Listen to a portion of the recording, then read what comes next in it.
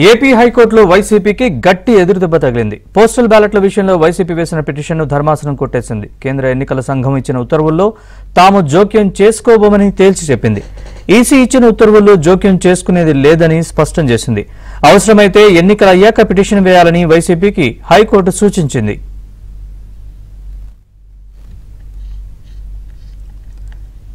ఇక ఇదే అంశానికి సంబంధించి మరిన్ని వివరాలు మా ఏపీ బ్యూరో చీఫ్ రామారావు అడిగి తెలుసుకుందాం. రామారావు, చెప్పండి, హైకోర్టు ఏం చెప్పింది? ఎన్నికల కమిషన్ నిబంధనలకు సంబంధించిన పూర్తి అప్డేట్స్ చెప్పండి.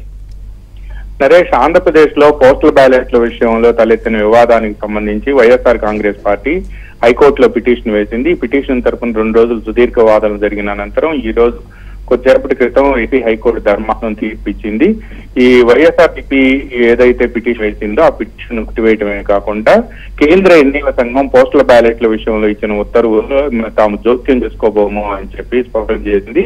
ప్రధానంగా పోస్టల్ బ్యాలెట్ ముఖ్యంగా డిక్లరేషన్ కి సంబంధించి వెనుక ఉండే సంతకం ఉంటే చాలు, డెజిగ్నేషన్ సీలు లేకపోయినా ఆ బ్యాలెట్ ను వ్యాలిడ్ గా పరిగణించాలి అని చెప్పి కేంద్ర ఎన్నికల సంఘం తాజాగా సర్క్యులర్ ఇచ్చింది. ఈ సర్క్యులర్ ను వైఎస్ఆర్ కాంగ్రెస్ పార్టీ ప్రధాన కార్యదర్శి లేళ్లరెడ్డి హైకోర్టులో సవాల్ చేశారు.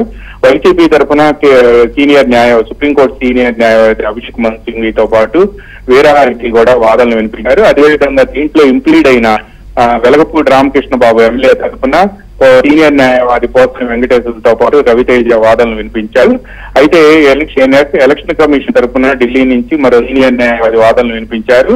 ఈ వాదనలు సాయంత్రం పూర్తయ్యాయి. ఈ రోజు సాయంత్రం 6 గంటలకు వినిపిస్తామని చెప్పిన ధర్మాసనం కొద్దిసేపటి క్రితం ఈ తీర్పును వెలువరించింది. ఇందులో ప్రధానంగా తాము ఎట్టి పరిస్థితుల్లో జోక్యం చేసుకోమని, ఎన్నికల ప్రక్రియ ప్రారంభమైన తర్వాత అందులో న్యాయస్థానాలు జోక్యం చేసుకోకూడదని సుప్రీంకోర్టు పలు తీర్పులను కూడా ఈ సందర్భంగా తీర్పులో ప్రస్తావించినట్టు సమాచారం ఉంది. అదేవిధంగా ఈ సమయంలో తాము జోక్యం చేసుకోవటం అనేది ప్రక్రియకు విఘాతం కలిగించిన అవుతుంది అనేది కూడా స్పష్టం చేసింది.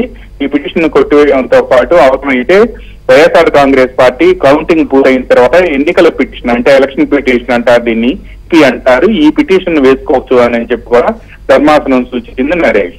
Right Ramarao, thanks for the update.